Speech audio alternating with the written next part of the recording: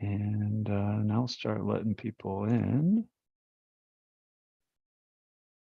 Hello, hello. Yeah. Okay. There we go. Welcome, one and all, to Piano Tech Radio Hour once again. Great to see you out there in global Wi-Fi, internet land, out there on YouTube and Facebook and here in the Zoom chat. By the way, if you are out there on Facebook or YouTube and you're watching live, then you do have the chance to join us here on Zoom. So I will quickly pull together a link so that you can do so. Give me 1 second here to find it. Search this page and made a note of it. Can't find it. There's that.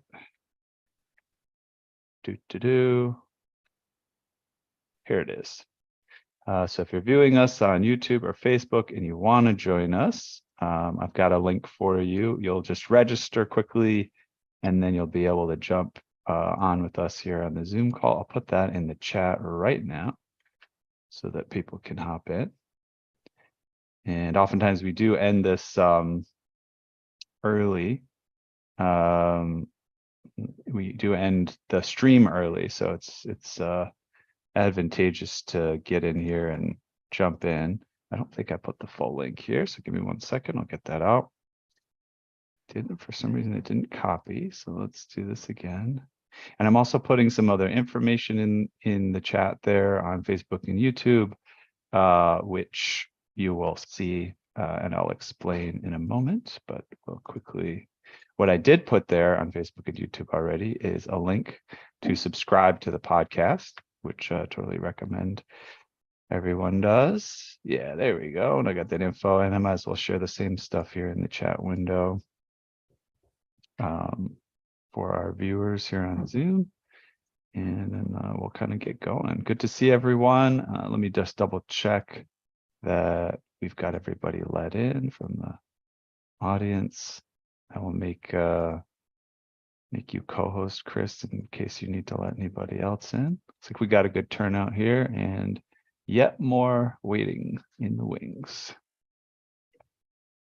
Okay. All right. I think that's sufficient for us to start rolling, and then I'll just slowly let people in as they trickle in from here on forward. And it is officially then time to say, welcome to Piano Tech Radio Hour. We gather here every Saturday to meet with and learn from the most fascinating and knowledgeable folks in the piano world, including manufacturers, rebuilders, musicians, makers of other instruments, and of course, piano techs. Let a few other people in here. I'll also spotlight myself for everyone, and I guess today's guest is a little surprise based on my email. It's a little bit cryptic, so I'll feature our guest today. If you know him by face, you'll answer your mystery there. But yeah, our mutual goal here is to become better at our craft, help each other, create an ever more musical world together. And Piano Tech Radio Hour is brought to you by Piano Technicians Masterclasses.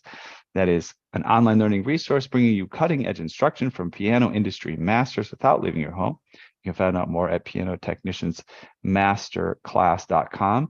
If you'd like to keep up with us, attend live sessions every week easily and support the future growth of this fine production, you can subscribe to Piano Tech Radio Hour at bit.ly/join PTRH. That's bit.ly/join PTRH, all lowercase. And I want to say up front here, make sure to check out our most recent masterclass on French polish by Doug Gregg. That was an excellent one. I put a link there in the chat for the Zoom session, as well as YouTube and Facebook. And then also, we will be having a masterclass you could sign up for with David Clavins, the innovative piano designer from Europe, who created these pianos you have to climb a staircase to play, as well as a new piano design. He's created this very small unicorda, 1 string per note, with a very intentional design and form function that we're not used to seeing. And he'll be talking about piano design and and steel construction, and the benefits of various materials in piano making. And I put the link in there. That'll be on piano design again, April 20th, Thursday, coming up here pretty soon. And that's 3 p.m. Pacific time. If you go and you want to sign up earlier than later, because the one-off lecture pricing goes up as the time goes by, just to incentivize people who get on the board early and make sure we can plan and prepare properly. And you can also just subscribe to Piano Technicians Masterclasses at the craftsman level, and you'll automatically be able to attend that. And that's only $79 per month. And then you'll be able to attend every masterclass we have every third Thursday of the month moving forward. And those will be at 3 p.m. Pacific, 6 p.m. Eastern. Just kind of like a nice meeting of the minds you can put in your calendar. And if you can't make it live, you can always make the recording. And then I'll put a feedback link, of course, in the chat later. You can always subscribe to our podcast as well. In fact, our guest today, who I will introduce in a moment, was recently a previous episode of Radio Hours released as a podcast for him. So that's a good one. So who is our guest is Chris Brown. And that podcast session that came out recently was him talking about trial and error in the piano as a sort of intentional practice of learning and refinement in the piano tuning and elsewhere. So you can check that one out for free at the podcast. It's Piano Tech Radio Hour podcast. If you search, you can find it anywhere. I'll make an introduction now to our guest today, Chris Brown, RPT. He started work as a piano tech in 1977. And before I continue, let's let in a few more people. And then he graduated, of course, of North Bennett Street School, if not the finest institution for learning piano technology. He has worn many hats in his career: college technician, concert tuner, rebuilder, private customer, piano care provider, teacher, and now designer, engineer, and manufacturer. In 2005, Chris officially specialized in grand regulation rebuilding, and he started work on the tools and protocols that have become the Grand Work system. Good regulations do benefit from customer, tech, dealer, and manufacturer focus. With the Grand Work system, Chris has reduced the experience needed to successfully regulate grand pianos. His goals are to help those entering the trade and those hiring folks entering the trade enhance the work for both beginners and experienced technicians. So that should give a great background. Really excited to have you back again, Chris. How are you doing today? Good, thanks. Awesome. So, we'll talk a little bit of an intro here on just kind of what you've been up to since the last time we chatted. You've been putting some YouTube videos up actually for many years now. And we thought it might be interesting to kind of check out your YouTube channel, just maybe call out a few interesting videos, both historical ones that are popular, as well as maybe some recent ones that you think people might find interesting. And then beyond that, we'd love to talk about some of the articles that you've been writing on your blog if we have time, as well as, giving an overview of some of the materials that you've been submitting for the PTG journal.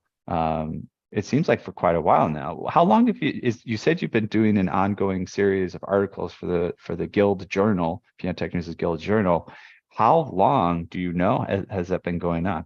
No, the ongoing articles are for me on my blog. Okay, on your blog. Okay. The journal did take about 10 of them. Okay. Had me edit them down to 4 submissions. Okay. And what are the release dates of those? Like, when did those come into the journal? All within the past year or a few years, or? It was either last year or the year before. There was one in 2015. My enthusiasm for key steps was surging as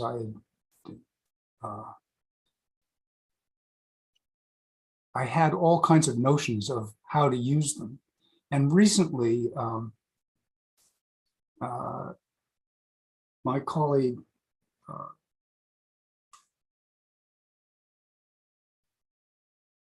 a colleague, quoted me on one of the uses I do not use them for. That's funny. Sorry, I went down a wormhole there. So It's the same with the videos. I did not land fully formed on this planet, and I continue to learn. And so my more recent But version. you did clearly you did land on this planet from some other planet because you're a very Oh, unique well, maybe. type of alien being with super skills. But yeah, okay, go ahead. So the more recent content is more up to date on uh, my path of discovery. And it's not like these are earth-shattering discoveries, but some of them make a difference. And so although I may have spoken confidently in 2015 about key dip as a use for key steps, it was just impractical. You couldn't get them small enough. And anyway, it led me into a better way to take measurements for setting up on the bench, which is using the action. I mean, each of the protocols that I have they stand on the shoulders of the protocols that we all know and grew up with, but they're a little bit different. Error and accumulated error is a problem. And when you're out on the bench, the piano may not be with you. And even if it is with you, if you do work that needs adjustment in the piano, it's a bit frustrating, annoying, and it costs extra time. So if you Right. set up on the bench to just do the work accurately, you have better light and a better height.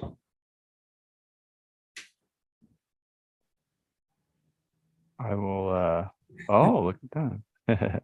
This is the full part of the full Monty. This is the full Monty custom key bed, and it's on a base that adjusts automatically. But I have a version that just goes on your bench. And then I have a version of the tools that you can set up and with a little more elbow grease, get the same results on your bench with your tools mostly. But the key step is sort of the key to it. This is what it looks like. And I mean, it's not my idea to have a block with a machine screw in it, but I realized it was at the point where I realized, and this is pretty slow of me, that I should, first of all, regulate my 1 and 88, and at the time also my first and last sharps, to their final height, then put the little device underneath it and turn it up to just touch. That way, the key is finished. When I've finished my leveling, which is what I was using it for, then those keys would be leveled. Well, the thing about that is that when this just touches, the key is sitting on the balance rail and the back rail, and the key step, which is sitting on the front rail. So the key becomes a gauge for the shape of the key frame. And it's very accurate. It fits on front key pin. And so it can travel back to your shop or up to your bench or whatever without falling off, getting confused with other ones. Anyway, there's a whole series of steps that employ this for both key leveling and also key frame transfer of information out to the bench to set up so that you don't have rework when you come back to the piano. So to utilize that, does the action stack have to come off and you pop it on top of a key pin, or what's the process of utilizing that? You have to take off the front. You need to have the shipping rail off, so that and the action free of the cavity. Mm-hmm. So you can lift 1 and 88 high enough to get the punchings off and put the key step on. Mm-hmm. And one of And the, what that does is give you a standardized key height, or what is it? I'm still gathering the function of it. Yeah. you take the key height that is there Hmm. and you measure it physically with the key step. So you turn Hmm. up or down its machine screws so that it just touches the underside of the key, Hmm. sitting on the front rail of the keyframe With the punchings off, right? Of with the punching. course. Yeah. So in a Steinway, if you have a crowned front rail fit, you need to have the cheek blocks in and bed those cheek blocks so that they hold the key pins down, completing the fit, but don't overbear on it. So the process of trying to develop this system has taught me a lot about what I do and what we do and what we've been told and the truths in it and the partial truths. Currently, I have a Steinway C in my shop, which this is the action to it, which spent some time down on the Cape here in Massachusetts, where it was exceedingly humid and a whole bunch of the hammers just popped. Or actually, it's like this, popped. Right. And the keys were all seized up. And anyway, the owners of this piano moved into a smaller place. They wanted to sell it. And so I ended up sort of redoing the action part of this job. And so one of the interesting things was to revisit my keyframe bedding because it had no symptoms. It seemed like it was fine. I never had a complaint, but it was cantilevered. All three rails were not grounded properly. And it's interesting. I think at the time I took the whole action apart, bedded the keyframe on the key bed, then reassembled. Because when I took it apart, the keyframe, and I backed up the balance rail, I didn't take it apart. But when I backed up the balance rail, the back rail and the front rail then proceeded to fit properly. So it was an easy thing to rectify. And I used a W&G keyframe bedding tool to monitor this. But I thought I had done,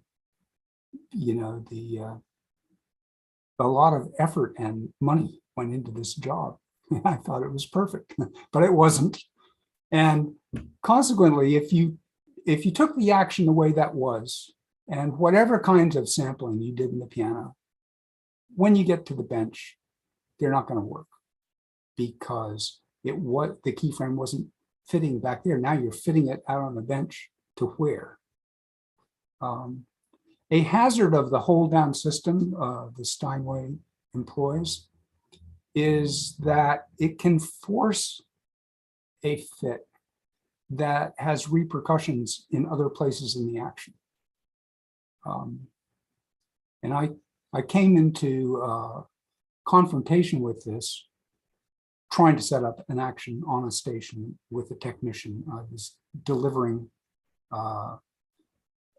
this station, and I did a class the night before, and in the class, I had skipped the step of bedding the cheek box. It was there on my protocol list, but I hadn't done it because it was a brand new Steinway B. And what I discovered was that both of the cheek blocks bore on those pins more than they needed to. And because they did, they forced up, vectors went out into the action. And when I tried to fit it on the bench, went round and round in circles. So, yeah. The other thing that I'm doing that you mentioned, I have some videos, and they're home videos. Mostly my head is up like this and you see my hands. And I'm going to put a link right now into the chat for your YouTube channel, just so people can, we'll go there in a few minutes just to kind of see some of what you're doing and check it out. The other thing I've been doing is, as you mentioned, I've been writing blog type articles. They're not very long. The ones that got published in the journal recently were 3 or 4 each. And then, of course, some stuff was weeded out too as I went. And recently, although I veered from the course, I'm at, I don't know, about the 35th episode or something.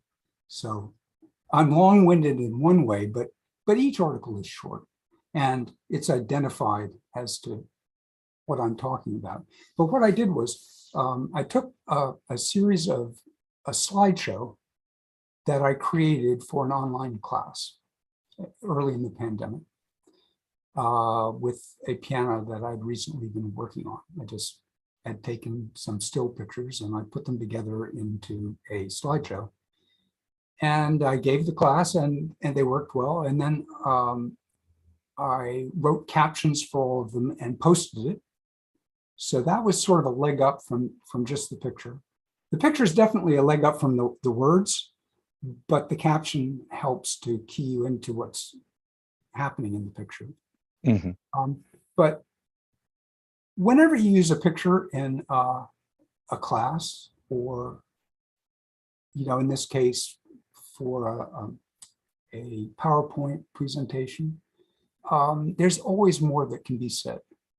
And so I sort of took that notion and just started at the beginning and photo by photo talked about what was in the photo. There are a few places where I added photos. There are a couple of places where I went off on a tangent with a different piano. Recently, in fact, I've done that.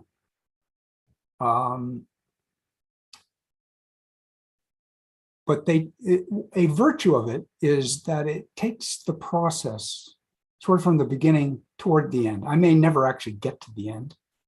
I don't know. But there's a lot to be said, way more than fills a class. For a while, I was doing training sessions at the National pre-COVID. And it went from being 4 sessions, and I was doing them at my booth in the exhibition hall, to being like 3 days worth of sessions. And you still don't really get through it all. But anyway, writing the articles is a learning experience because you've got to take these things that we know or think we know and use words to describe them. And words are slippery anyway. And try and not misrepresent or confuse. And in that process, I've got to pin myself down. What do I mean? What am I talking about? What is the name for this thing? And so. Yeah, it's a great process. I mean, I feel like everybody should, even people who don't, traditionally teach, or, you should try teaching, right? Or if you don't write articles or books or whatever, you should try, right? Because it's part of the educational process. I think, I know it's hard for people who aren't into that and haven't done it before, especially, right? Because it's a big step, but, kudos to those folks that are stepping up and, saying, oh, I'll teach a class at the convention, right? Oh, okay, I'll get on. And, we've had some folks who came and did some radio hours and master classes even for us that haven't necessarily done a lot of that before. And I'm always just very encouraging of folks to, to have to do it for the very first time or the next time. Because like you said, it's not only a benefit to everyone else, it's a benefit to you because then you know better what you're talking about.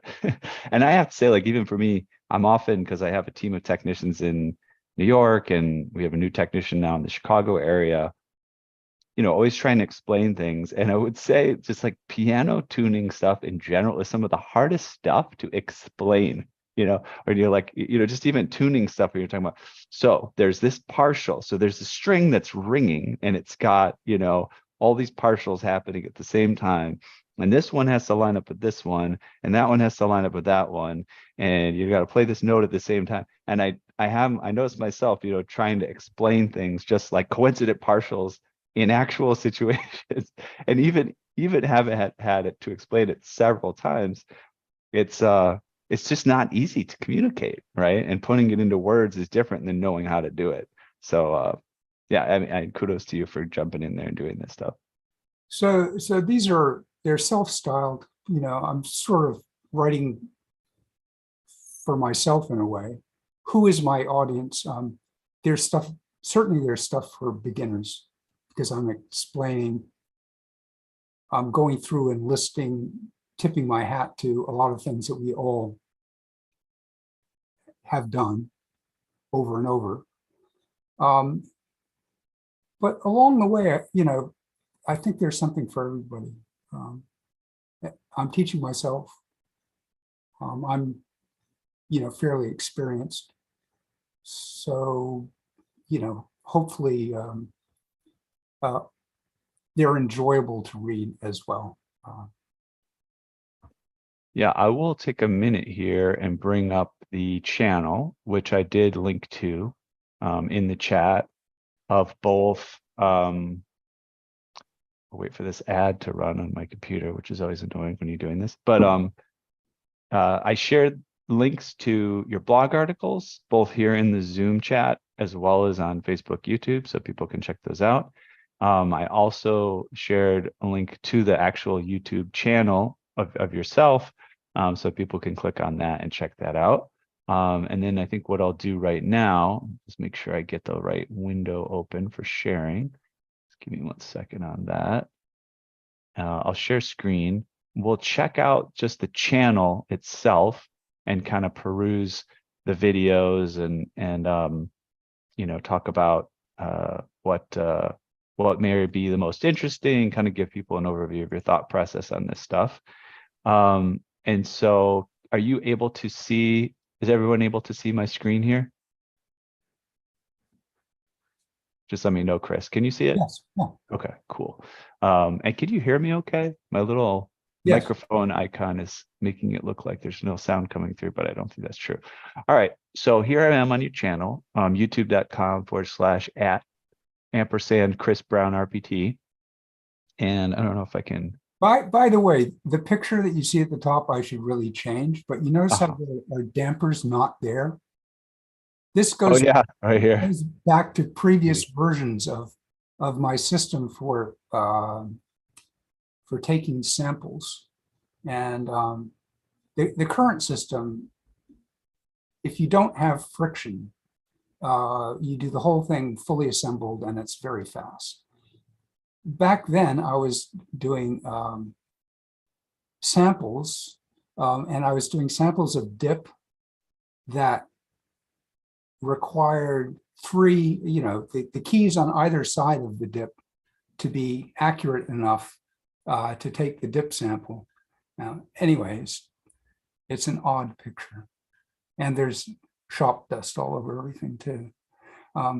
But there's a playlist, and the most current playlist is, I think it's called Baby Grand Regulating. And okay, let me admit a couple people that just showed up here. Sorry for that. Admit. Okay, and then yeah, just if people aren't familiar with YouTube, right? You can just go to the videos link. I'll go to your playlist link there in a minute, and it'll show the most recent. If you look on the latest tab, you can also look at the popular tab. We were looking at this, Chris and I, earlier. We noticed the most popular ones are somewhat older, and probably because it had more time to accrue views. And then, of course, you can check out the playlists. Yeah, was there a particular playlist you wanted to feature here? well, the Baby Grand Regulating is is the most recent, and it has a virtue of being more current on the one hand, and the videos are all approximately 5 minutes in length. So Okay. they're more digestible. Yeah, I mean, that's really incredible. To be honest, it's great to like, I know so many technicians, beginner, but even quite experienced. Hopefully by the time you get a lot of experience, you could teach someone else, at the grand regulation process, right? But yeah, so many people are like, I've done the exam to become an RPT, like I know how to regulate, I've done a few, but I would love to see an experienced veteran go through the regulation process, Well, right?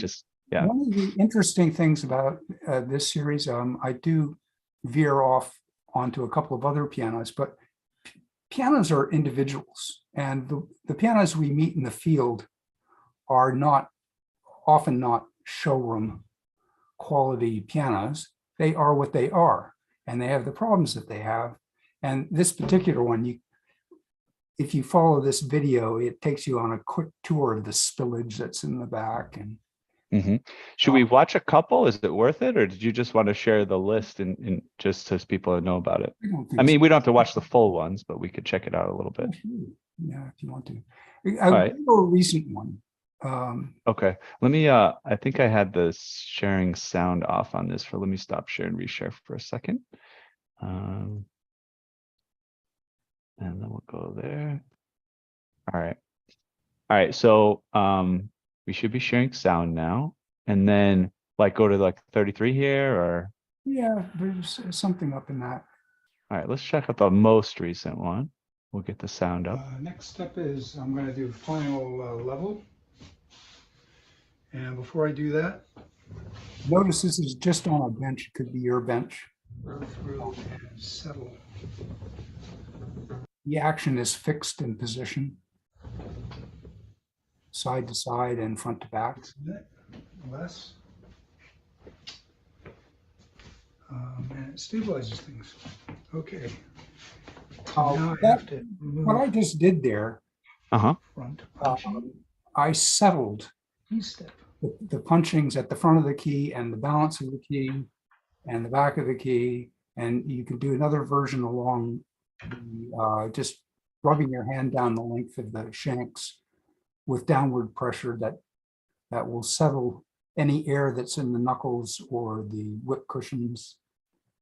It only takes, less than a minute to do. And if you do it as you go, then you end up with quite a stable result at the end. Key covering job is that some of them are a little hard to resolve. And here you're just spacing the keys, right? Or yeah, I'm squaring them. Oh, okay, squaring them, yeah. And they are not in great shape. So, and it had a terrible key covering job on it. Yeah, what is this from some sort of sanding from the key cover? That's just what I inherited. Yeah. I mean, that's one of the interesting things of being a piano technician is your exploration of the world of what people think and what they do. Right. Yeah, though there's plenty. Well, I mean, that's part of the impetus of sharing, through the master classes and trying to curate the content as well. Because, I think a big reason people have all these different ways that they do things is because they didn't have anybody to show them how to do it, right? They just had to what I'm figure doing it out.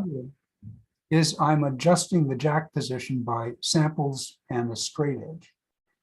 And arguably that makes your regulation more consistent, and it's certainly easier and faster to do as well. Geometrically, it's more consistent.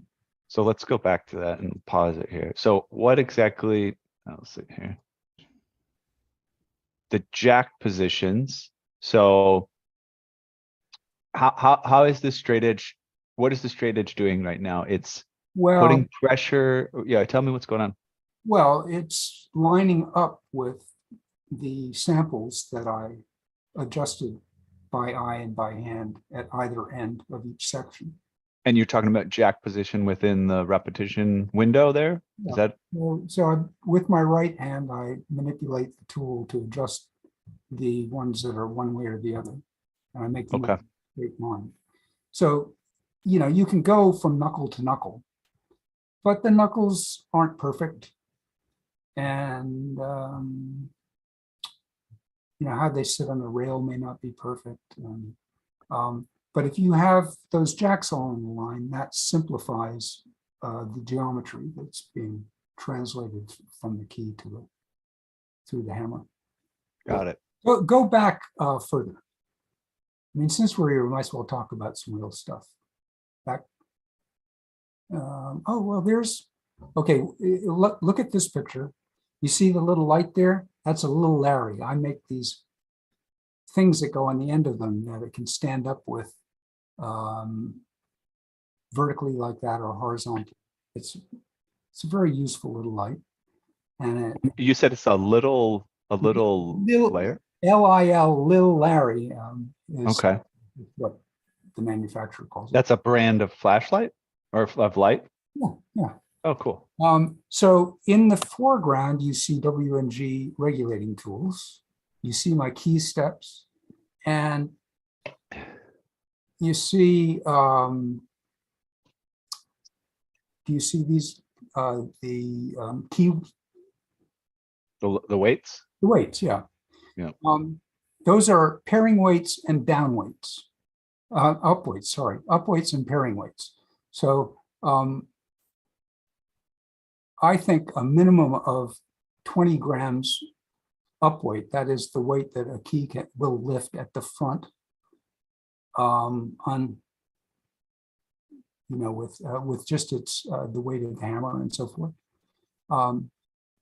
20 grams is a healthy minimum so that you don't get into repetition problems. And if it goes below that, it's worth taking out a lead at the front of the key or doing something. But when you weigh off, of course, you want to set it to what you want it to be.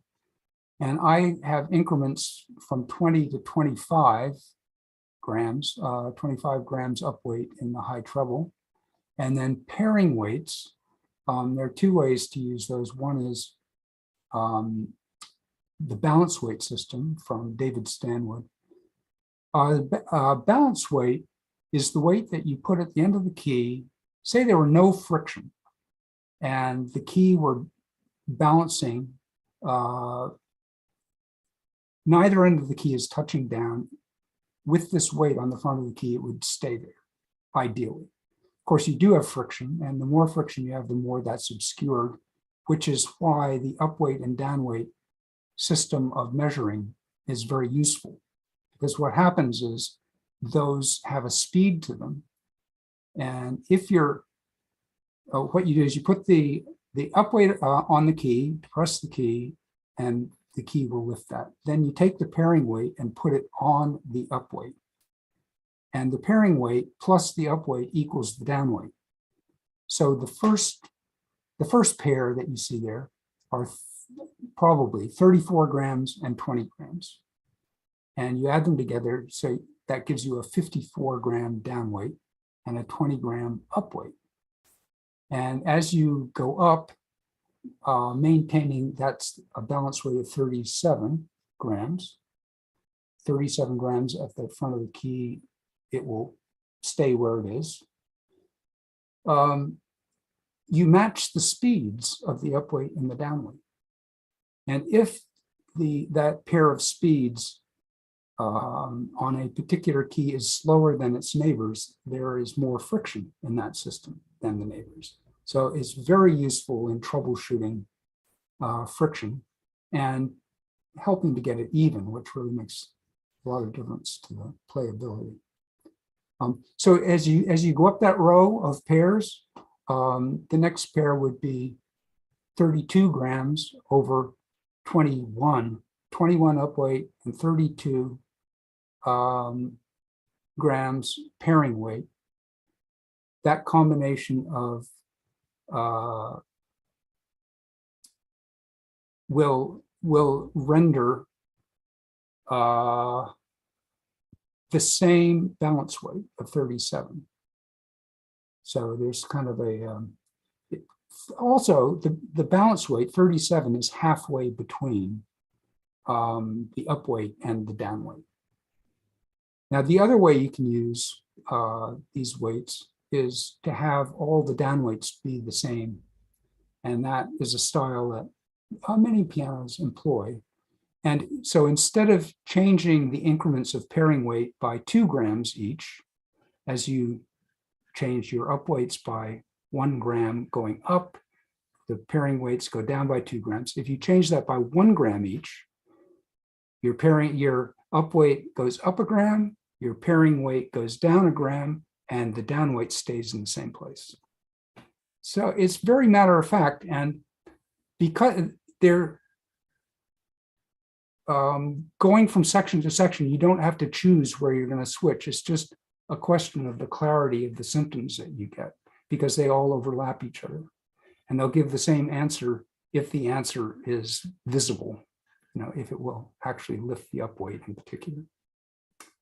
Okay, so enough said about that, but that gives you a little content of what I do and teach. And yeah, is it worth highlighting, either watching any more snippets, highlighting any of the playlists, kind of telling people, showing people what you've been up to recently? Or I think if you go to that particular playlist, that's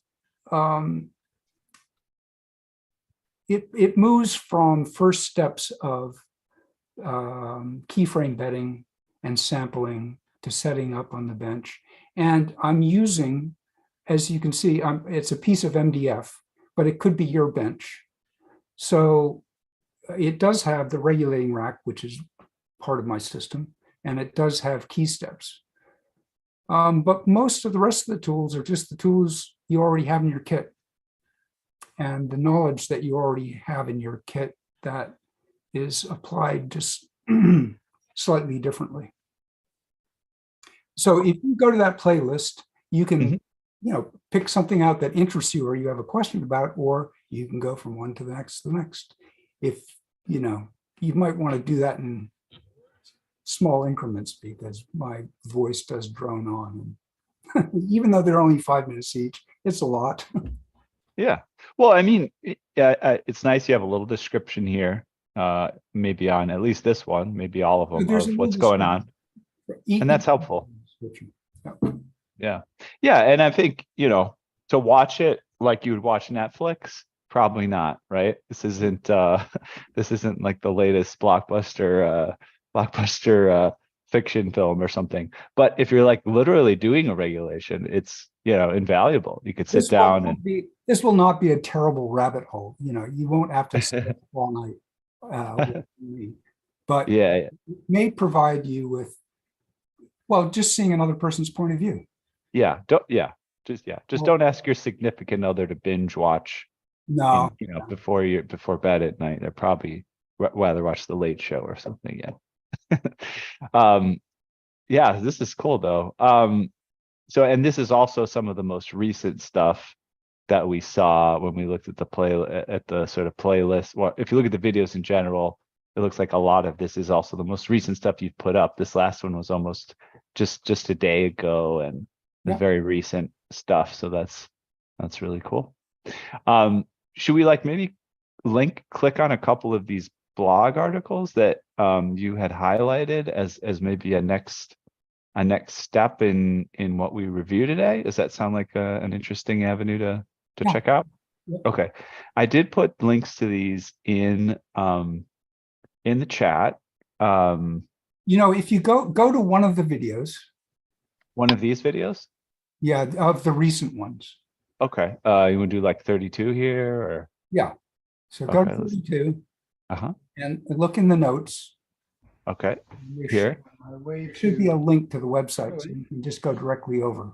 Oh yeah, no, I've got the link. I can I'll just open it right here. But it shows this one. Do it too. Oh, how to find it easily. Yeah. I put links to these blog articles, but a blog article on weighing off like this. Yeah, oh yeah, that's cool. And is this does each video doesn't have a blog article, but some of them do. No, it's a recent notion prompted by my son, who's very savvy in these things, that I ought to Got link it. these up. I mean, ultimately, probably a sensible thing would be to make a video and write an article about the contents of that video and link it that way. But at the moment, it's not that coordinated. You know what? Use some AI, Chris. AI is on the way too, I'm sure. Actually, I could give a little. It's stealing my stuff as we speak. Well, I mean, just briefly, I'll mention what would be interesting is you could go here if you want to start your blog article. You go to the transcript Oh, stamps, and you could grab that text, and you could go to like an AI, and you could pop it in there and say, hey, see what it says. See what it's learned. Yeah, exactly. This is yeah, maybe I'll even do it. Let me see if I might do it in the background while you're talking about the last one, just to see what happens here. And I'll share it and see if there's anything useful. But I know some people are still just getting their feet wet with the AI stuff. So why don't you I'll get a new tab, and I'll try that out on a different screen here.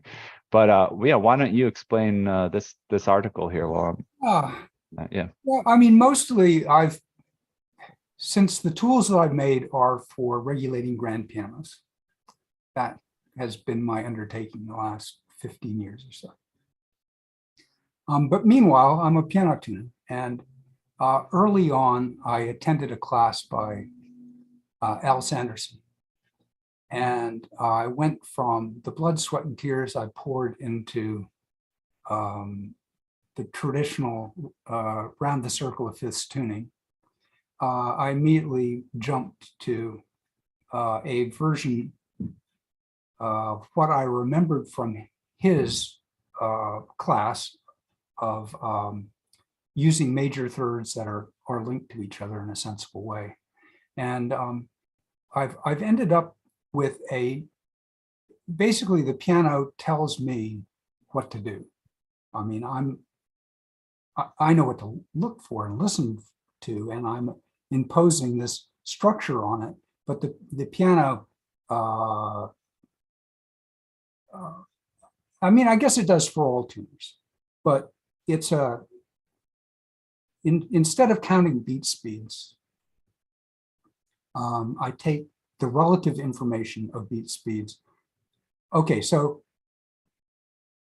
if you take A and go down an octave to the next A, and you go down 2 octaves to two A's below A440, and you fill in the major thirds from the lower A to the middle A, and you compare their beat speeds to each other, they should be approximately 4:5. That's a little bit of a complicated relationship, but actually, if you just take those 3 major thirds and have them speed up, when you go to the major third in the next octave up, so you've got A now, A, C sharp, F, and A, and you go to that next C sharp, and you try and fit that into the pattern with a good octave from the C sharp below it, it will force you to correct. And then when you go to the F, and then you check out your top A, those 6 major thirds, if they ascend in speeds, will force you into the right place for a best temperament very quickly. And anyway, I go on to explain how I do the rest of it. So I've written this one little thing, a little gesture toward the tuning part of my career.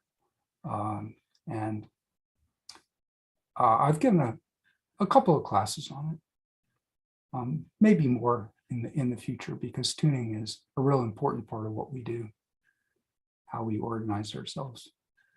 Should we check out one of these other articles? Sure, yeah. Let's see here. Let's bring up this one. CA glue pin block repair. Okay, here's another one. I had a Steinway A3 customer, well, customers, they were in their late 80s and they had a limited budget and they had, this lovely Steinway that was old and had a failing pin block. And I'd heard about this technology. It was in its infancy at the time. And I tried it and it worked. It gave them a tunable piano. Then I could do the other things that were needed and they had a playing piano. And I don't visit many pianos personally these days. I have somebody that does my tuning for me by and large. But when I was visiting pianos, of course, I would meet all kinds of older pianos that had, to one degree or another, failing pin blocks. And particularly upright pianos, you have, what essentially is a very nice piano that, you're going to have to throw it out. So when CA glue came along, you could put it on its back, apply the glue, let it sit overnight, and worst comes to worst, if the structural damage inside was too severe, and this only happened to me once, then you just back away. They've paid you for the time to make this attempt. But if it does work, now you can restore the piano, or you can regulate the piano, or you can tune the piano. And they go from having something that is more or less a piece of furniture into having a musical instrument again. It really changed our industry. Unfortunately, the enthusiasm for rebuilding uprights and even grands that aren't called Steinway or Mason and Hamlin or a European name has fallen by the wayside in favor of new pianos, which of course they're cheaper and some of them are very good for what you get. So expensive to restore. So what can I say? But CA glue, here's a little my version of what I do, if it can be useful. Very cool. Should we check out the next one? Okay. All right. Let me 1 second here. All right. Get to the links and then we'll wrap up here pretty soon because we're almost out of time. But I think we could probably check one more. Let me see here. Where do we have that? Here we go. Do this keyframe betting one. And we'll put that over here.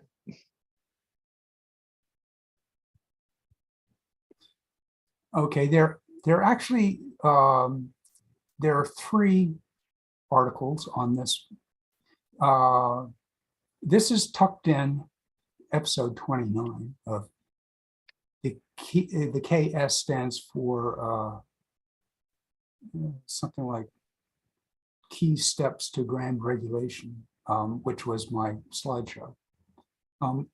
But this is a Mason A, which I was working on more recently and presented certain problems that weren't in the previous one. So it was kind of an interesting diversion. And I actually ended up revisiting keyframe betting in 3 episodes. The first one is about the stiff keyframe like Mason or a Steinway.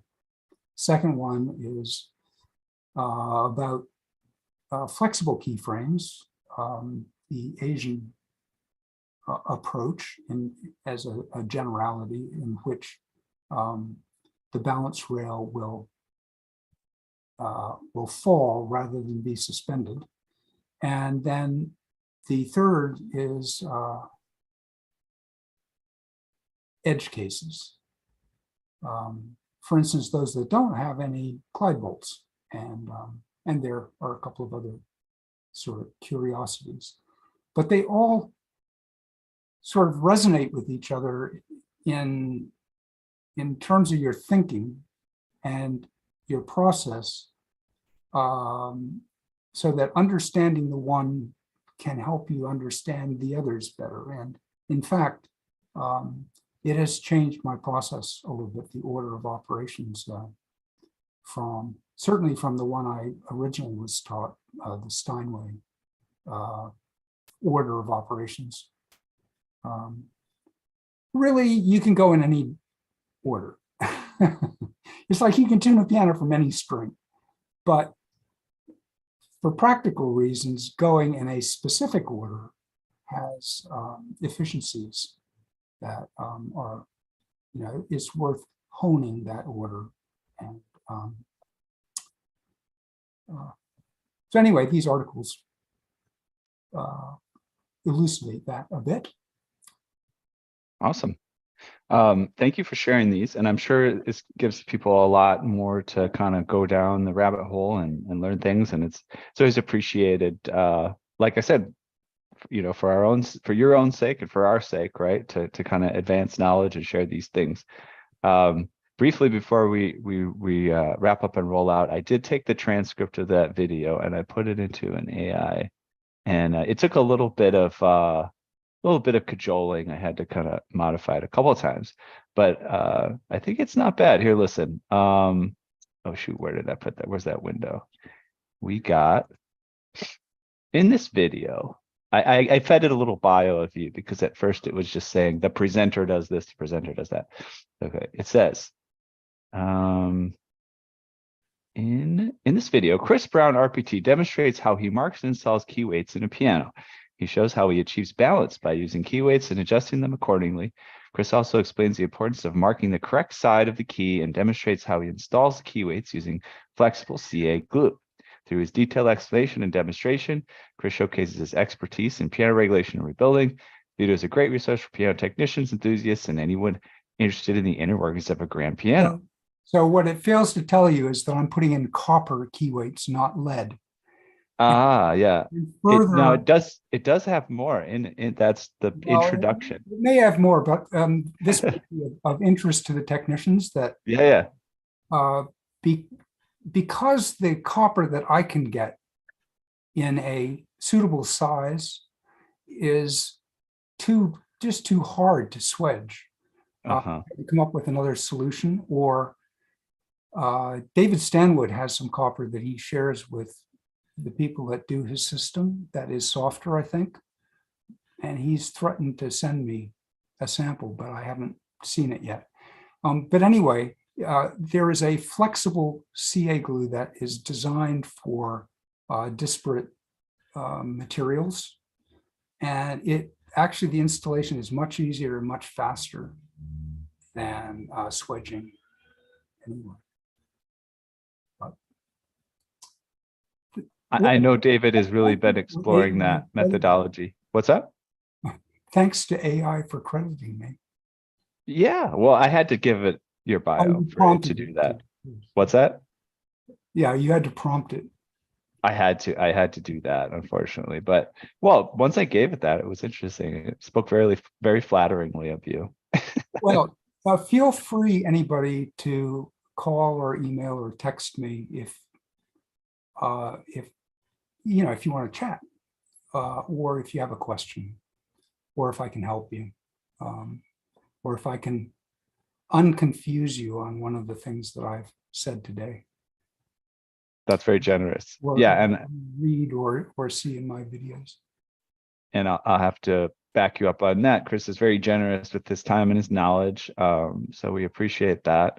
And I'll also put some text in the Facebook, YouTube chat right now for people who want to follow up on anything. Yeah, go ahead. Yeah, just a final note that I'll be teaching at the National this summer. I have 3 classes. One of them is for novices on key leveling, of all things. Yes, that's awesome. And Bruce is asking for a web address. You're asking for a web address for Chris's website? It's grandwork, no S, dot, no, it. Yeah, it is grandwork.tools, right? Grandwork.tools. Yeah, grandwork.tools. Yeah, and also I linked to a couple articles on there in our chat here, but let me add it to our chat and the chat on Facebook and YouTube. We got grandwork.tools. I'll make it a clickable link in Zoom as well. There you go. Cool. Well, great. And we fit in a lot in the last five minutes there. We only went over a minute or two. Anything else before I wrap it up and do our outro here, Chris? Thank you for having me. Of course. Yeah. Thank you.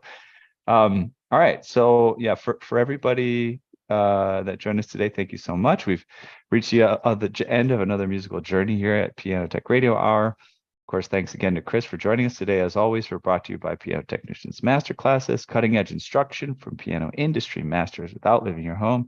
If you just joined us today by signing up for the session individually, you can make your life more easy and convenient. You could subscribe to PTRH at just $16 a month. You'll get the recording of today's session in our member area, as well as automatic registration for each week's new session. You could sign up at bit.ly/PTRH. Oh, thank you for the compliment on my shirt. Triangle Piano Services. Actually, I was inspired by partly by one of our radio hour guests. I'm forgetting Nick Gravagna, actually. He has a number of very fun kind of Hawaiian style shirts. I need some of those. But yeah, so if you subscribe to PTRH, that's great. It also helps us make the show bigger and better as we move forward here. It's bit.ly/PTRH. And then also I've highlighted in the chat a couple more things. We did just have a French polish masterclass with Doug Gregg. If you want to check that out, it was highly recommended. Basically you can do so much to make a piano look like it's been fully refinished, but you could do it in the client's home with inexpensive materials and not that much time. Pretty cool stuff. And so I put the masterclass link for that. That's over, but you can purchase a recording or subscribe as a craftsman level, and you could see that and other lectures from the past. And then the David Clavins masterclass is coming up on the 20th of April, just a few days from now on Thursday, 3 p.m. Pacific time, 6 p.m. Eastern time. He'll be talking about design and construction of pianos and steel, the use of steel in pianos, and contrasting to other materials. And then I put a feedback link in the chat as well. And also make sure you subscribe to our podcast. That's pianotechradio.com. I put a link for the subscribing in that. And by the way, I found out recently we are a top 100 performing arts podcast on Apple iTunes. So very excited to be making some progress, and that all comes from your support out there. So make sure to check out the podcast. Great for the car or the workshop or doing the dishes or whatever. And share it with your friends. Make sure to leave us a review, all that good stuff. Okay, I think that's enough for today. Appreciate everyone for attending, and we'll see you again next week. Bye-bye.